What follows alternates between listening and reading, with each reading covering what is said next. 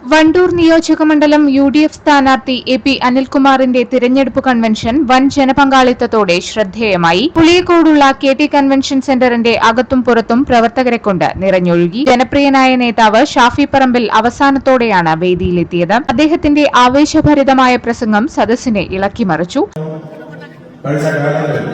നിങ്ങൾ നൽകിയ പിന്തുണ ഈ തെരഞ്ഞെടുപ്പിൽ ഉണ്ടാകണം എന്നാണ്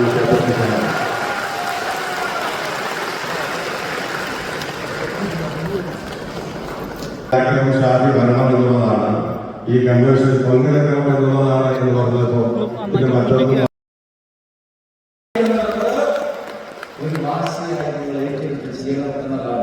നിങ്ങൾ വിചാരിച്ച നടക്കും.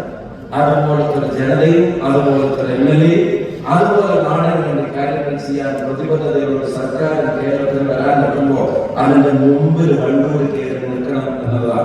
സാമൂഹ്യ നീതികളുടെ പ്രസംഗമൊക്കെ കേരളത്തിൽ CPM നടത്താറുണ്ട്. പക്ഷെ കഴിഞ്ഞ ഏതാനും മാസങ്ങളായ വർഷമായി കേരളത്തിൽ പട്ടികജാതിക്കാർക്കായിട്ടുള്ള ഒരു മന്ത്രി കേരളത്തിൽ ഇല്ല എന്നുള്ളത് അപൂർവം ആളുകളെ മാത്രം ശ്രദ്ധയുള്ള കാര്യമായിരിക്കും.